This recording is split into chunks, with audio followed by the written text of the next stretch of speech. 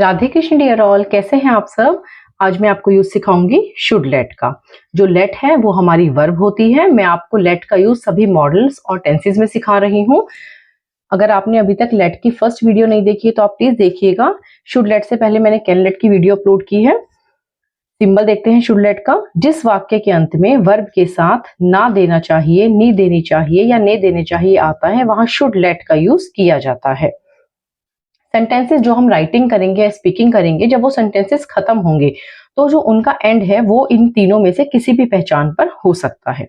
Note देखेंगे, subject और objective case. बेटा जब हम लेट वाले सेंटेंसेस बनाते हैं तो उसमें हमेशा हमें दो पर्सन की नीड होती है। एक पर्सन दूसरे पर्सन को कोई काम करने दे सकता है या नहीं दे सकता है, सब्जेक्ट। और जो सेकंड पर्सन है उसके लिए हम यूज करेंगे ऑब्जेक्टिव केस। सब्जेक्ट के लिए हम आई, वी, यू, दे। अगर यही आई आपका ऑब्जेक्टिव केस में, मतलब हमारे सब्जेक्ट के बाद सेकंड पर्सन पे प्लेस हुआ है, तो वहां हम आई की जगह मी लिखते हैं। ये चीज आपको आगे एग्जांपल्स के थ्रू समझ में आएगी। अभी मैं आपको सिर्फ ये समझा रही हूँ, सब्जेक्ट ये है और जब इन सब्जेक्ट को ऑब्जेक्टिव केस में कन्वर्ट करते हैं तो उनका ये पार्ट बनता है। आई का ऑब्जेक्टिव केस मी होता है, वी का अस होता है, यू का यू ही रहता है, दे ज्यादा देम हो जाता है, ही का हिम होता है, शी का हर होता है। अगर किसी का नाम है तो एज इट इज नाम ही रहता है। चलिए मैं एग्जांपल्स के थ्रू आपको समझाती हूँ इसे। सबसे पहले हम रूल देखते हैं अफर्मेटिव सेंटेंसेस। बच्चे जो हम राइटिंग करते हैं या स्पीकिंग करते हैं वो हम हमेशा 4 सेंटेंसेस में करते हैं। फर्स्ट होता है अफर्मेटिव, उसके बाद नेगेटिव, उसके बाद इंटरोगेटिव, फिर आता है WH/H sentences. One by one मैं आपको सारे सेंटेंसेस समझाऊंगी, ध्यान से समझिएगा। सबसे पहले हम सीखेंगे अफर्मेटिव सेंटेंस। सब्जेक्ट, उसके बाद आप लिखेंगे शुड लेट। शुड लेट लिखेंगे क्योंकि ना देना चाहिए, नी देनी चाहिए, ये सेंटेंसेस हम बना रहे हैं। उसके बाद आपका ऑब्जेक्टिव केस, वर्ब की फर्स्ट फॉर्म ऑब्जेक्ट। इनमें आप ये पैटर्न समझेंगे कि एक पर्सन किसी दूसरे पर्सन को कोई काम करने देगा या नहीं देगा। एग्जांपल देखेंगे, आपको कोमल को जाने देना चाहिए। आपको हमारा सब्जेक्ट है और जो सेकंड नंबर पे हमारा पर्सन है वो हमारा हमेशा ऑब्जेक्टिव केस रहेगा। आपको कोमल को जाने देना चाहिए। You should let Komal go. You should let Komal go. हमने देखा था किसी भी नाम का ऑब्जेक्टिव केस नाम ही रहता है, इसलिए कोमल का ऑब्जेक्टिव केस कोमल ही रहा है। हमें उसे पढ़ने देना चाहिए। हमें उसे पढ़ने देना चाहिए। We should let him study. हमें हमारा सब्जेक्ट है, उसके लिए हमने वी लिखा और जो सेकंड पर्सन है वो हमारा ऑब्जेक्टिव केस होता है, उसे को हम ही कहते हैं और ही का ऑब्जेक्टिव केस हमारा हिम होता है। We should let him study. इसके बाद हम देखेंगे बेटा नेगेटिव सेंटेंसेस। नेगेटिव सेंटेंसेस आप सभी जानते हैं, जिन भी सेंटेंसेस में नहीं वर्ड लग जाता है वो हमारा नेगेटिव सेंटेंस बन जाता है। सबसे पहले हम देखेंगे सब्जेक्ट लगाएंगे, उसके बाद शुड, शुड के बाद हमें नॉट लिखना है, उसके बाद लेट है, ऑब्जेक्टिव केस, वर्ब की फर्स्ट फॉर्म ऑब्जेक्ट। एग्जाम्पल देखेंगे, आपको उसे पैसे बर्बाद नहीं करने देने चाहिए। आपने देखा जो भी हम लेट वाले पार्ट कर रहे हैं, चाहे वो मॉडल्स में हम कर रहे हैं, चाहे वो टेंसेस में हम कर रहे हैं, सब जगह हमें दो पर्सन की नीड है। आपको उसे, क्योंकि एक पर्सन जो है वो दूसरे पर्सन को कोई काम करने दे सकता है या नहीं दे सकता है। फर्स्ट पर्सन हमारा सब्जेक्ट है और जो सेकंड नंबर पे आ रहा है वो हमारा ऑब्जेक्टिव केस होगा। अगर उसे लिखा है तो ही का ऑब्जेक्टिव केस हिम बनता है, अगर लड़की के लिए उसे है तो शी का ऑब्जेक्टिव केस हर बनता है। ऐसे हमें समझना है। आपको उसे पैसे बर्बाद नहीं करने देने चाहिए। You should not let her waste money. You should not let her waste money. हमें छोटे बच्चों को ज्यादा देर फोन नहीं देखने देना चाहिए। We should not let small children watch the phone for too long. We should not let small children watch the phone for too long.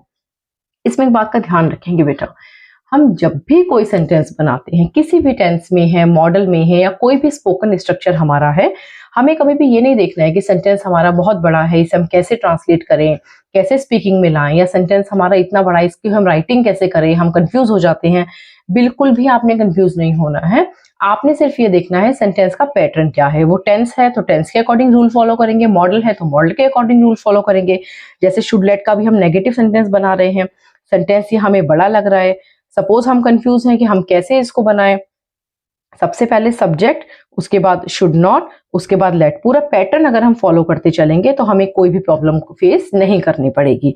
We should not let small children watch the phone for too long. अब मैं आपको इसका interrogative sentence समझाती हूँ। Interrogative आप सभी जानते हैं, इंटरोगेटिव हमारे क्वेश्चंस होते हैं। कौन से क्वेश्चंस होते हैं? ये सिर्फ और सिर्फ हमारे क्या वर्ड से स्टार्ट होते हैं। सबसे पहले should, subject, let, objective case, verb की फर्स्ट फॉर्म, एंड में ऑब्जेक्ट। एग्जांपल्स देखते हैं। क्या मुझे अपने बेटे को यह कोर्स करने देना चाहिए? Should I let my son do this course?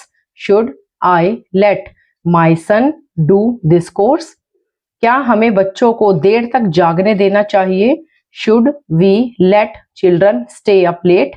देर तक जागने को स्टे अप लेट कहते हैं। Should we let children stay up late? Should we let children stay up late? Last part देखते हैं इसका, WH/H सेंटेंसेस। बेटा जो क्वेश्चंस होते हैं वो हमारे दो तरह के होते हैं। एक होता है इंटरोगेटिव क्वेश्चंस जो सिर्फ और सिर्फ क्या वर्ड से स्टार्ट होते हैं, और एक होते हैं WH/H सेंटेंसेस के क्वेश्चंस जिसमें कब, क्यों, कहां, कैसे सारे क्वेश्चन वर्ड आ जाते हैं। सबसे पहले जो क्वेश्चन वर्ड है हमें वो रखना है, उसके बाद शुड लिखेंगे, subject, let, objective case, verb की फर्स्ट फॉर्म, एंड में ऑब्जेक्ट। एग्जांपल्स देखते हैं। हमें बच्चों को ऐसा क्यों करने देना चाहिए? Why should we let children do this? Why should we let children do this? छोटे बच्चों को हमें किस तरह का काम करने देना चाहिए? किस तरह के काम को हम इंग्लिश में what kind of work कहते हैं? What kind of work should we let small children do? What kind of work should we let small children do? आपने देखा सेंटेंस चाहे कितना भी बड़ा हो, चाहे कितना भी छोटा हो, अगर हम सेंटेंस फॉर्मेशन से उसे बनाते हुए चलेंगे तो हमें कोई प्रॉब्लम नहीं आएगी। कुछ बच्चे गलती क्या करते हैं, वो लेट के बाद टू का यूज कर देते हैं जो कि इनकरेक्ट है। लेट के बाद आपने सीधा ऑब्जेक्टिव केस का यूज करना है। कुछ बच्चे ऑब्जेक्टिव केस के बाद टू का यूज कर देते हैं। अब यहाँ कहीं भी हमारी जो फॉर्मेशन है उसमें टू का यूज नहीं है, तो आप इन छोटी छोटी बातों का बेटा ध्यान रखेंगे। आज मैंने आपको शुड लेट का यूज सिखाया है। आई होप कंसेप्ट आपको क्लियर है, लेकिन फिर भी अगर कोई प्रॉब्लम आप फेस करते हैं तो प्लीज आप कमेंट कीजिएगा। मैं कोशिश करूंगी आपके कमेंट्स का जवाब देने की। Thank you so much.